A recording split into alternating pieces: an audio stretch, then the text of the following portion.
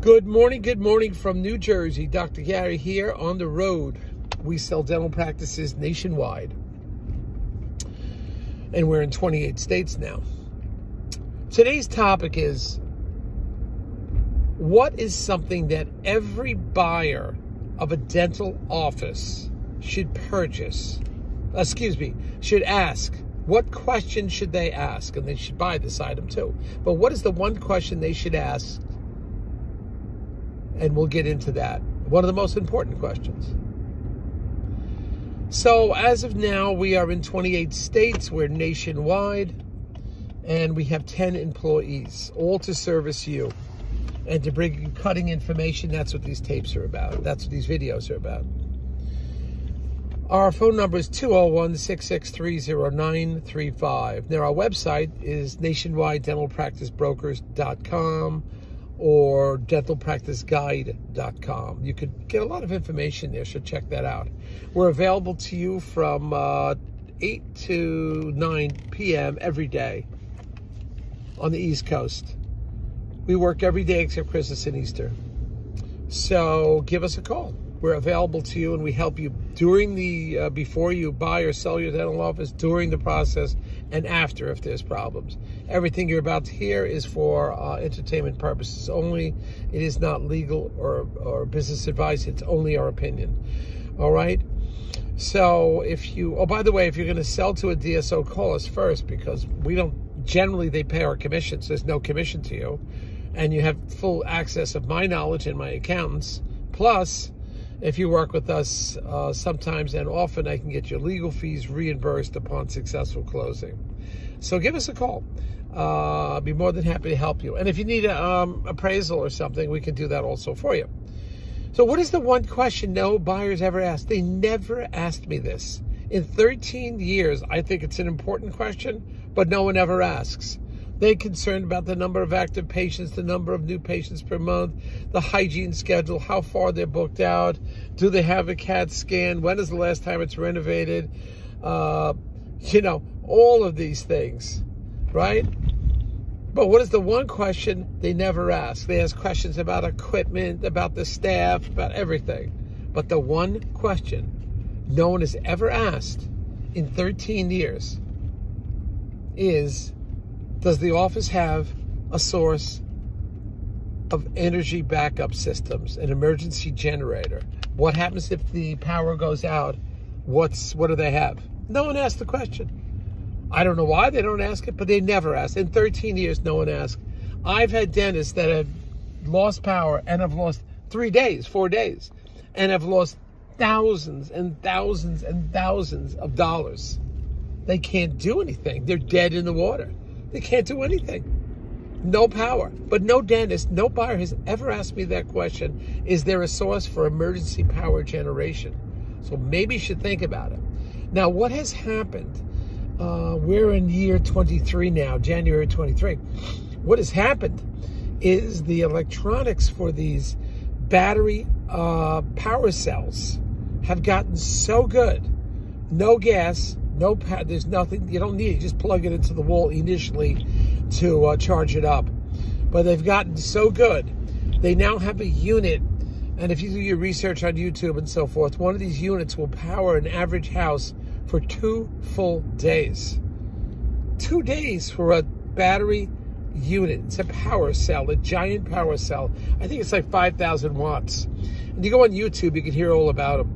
But 5,000 watts, and if you're a little bit modest in your energy use, you could use it in your dental office. You probably have a lot of LED lights, so you don't take up that much power. You of course have your compressors and your suction, but maybe you won't use them as often. And even though one is 220, I think some of these now can take up to 220. And remember, you're not running it at night. You're not running it early time in the morning. It's not like a house. So, and probably you can't, it'd be challenging you, although you could do it for air conditioning. Your building may have central air, and it might work on air too if you get a large enough unit. And go on YouTube, they talk about this all the time, but a new one just came out, I think in the last 2-3 months. It is super powerful. We're talking 5,000 watts. I don't know how many kilowatts. It's a lot of kilowatts it has too. But If you analyze these things, just buy it. The price has gone down to about $2,500. No gas, no preparation, lithium ion. Get the lithium ion phosphate because they don't go on fire. And you can prevent downtime. Not only that, you have an emergency in your home. These things are portable. Some of them are heavy. They weigh up to 100 pounds. Others are lighter weight. But you can take it to your home and utilize it if you have an emergency situation at your home. You're going to need the power transfer switch. Set up everything with the electrician. Get the power transfer switch set up at your box. Choose isolated circuit breakers that you will activate for your office. Compressor, suction, lighting, those type of things. And your computers. But these power systems have gotten so good. And it's something a buyer or a seller should just get. And if a seller gets it and they're selling in the office, well, take it with you before you sell it, that's all. But maybe it's a selling point. It's only about, I think they've gone to down to about $2,500. The prices just keep dropping. So that one question I've never been asked. Maybe it'll ask now, I don't know. I'm a very cautious kind of guy. I'm always prepared. When the pandemic came, I had purchased, I think it was to the flea market. My brother and I were there. We had purchased like a couple of cases of N95 masks. We didn't know. It was $3 and $2 a box. There was no date on them or anything. And these are official N95 masks. I think I bought 4 boxes. Each box is 25. I think it was 25 in a box. And it was $3 a box. And I had like 3 or 4 boxes.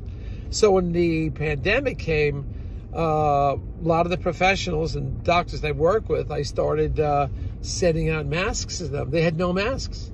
I knew an ophthalmologist had 0 masks, nothing. So I sent him a couple of them, and then some other people I sent them, just so they'd have something. It was like gold. It was like gold when I sent them out. The people were so appreciative of them. Be prepared. I'm extremely cautious and prepared, and I think you should be. This emergency power pack, I don't sell them, so don't call me. All right, I don't get into that. I'm going to be buying one and, getting it for the office. And so I have power. If things go down, we are still powered up. But I think you should get it for yourself immediately. Get it for your office. Buyers, you should be asking the question. And be prepared. All right? Hey, it's great talking to you now. And we have some more information coming on some interesting deals that we're doing and some twists and turns on those deals and what the attorneys have figured out how to handle it. I think one of them is this nightmare landlord. That's a tough one. And another one, we're going to be talking about the valuation, the EBITDA valuation, and how the companies are actually evaluating it and what the real details are with that, what happened. And the buyer thought his EBITDA was one number, the company thought it was another number, and how we got hopefully amicable resolution on that. So we'll be talking about that, so you should listen to these things. Subscribe to the channel so you get the alert of what's coming next. All right, I don't know where we are, 225 YouTube videos, 5,600 views. For a small audience, that's not bad. Well, we're having a great time. Just came back from swimming. I think I'll do a little bike riding. And I have a niece coming in from Colorado, I think it is. She's coming to stay with us for a while. And should be fun. Okay, bye.